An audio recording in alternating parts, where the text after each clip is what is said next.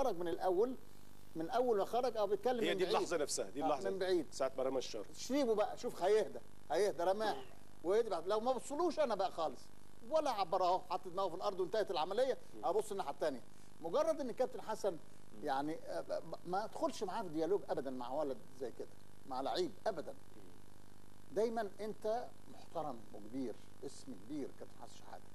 فيعني صحيح انت بتعتبر دول اولادك فممكن تتكلم معاه، لا انا كان رايي ان هو لا ينظر له مطلقا ويبص في حته ثانيه ويسيبه خالص، يهمله كانه واحد بيتكلم في الهوا عشان ما اديلوش فرصه ان هو يعمل معايا الحديث دوت. عموما الموقف طبعا ده انا ما بتكلمش على ده مبرر لشيكابالا، لان اللي عمله ده شيء مرفوض. وانا مش بقول كده كابتن حسن شحاته غلط، لا، كابتن حسن شحاته هو حر وشايف الفرقه ان هو عايز يظبط في الفرقه، عايز يخلي، شايف ان الفرقه الثانيه اخترقت شويه فعايز ينزل هاني سعيد عشان يعمل تقفيل، شغلته واجبه وحقه ولا جدال. وانا كلاعب بقى زي شيكابالا لو عندي التزام انا ممكن ابقى متبرم وزعلان وكل حاجه في نفسي، انما ما بينش اي رياكشن وانا خارج.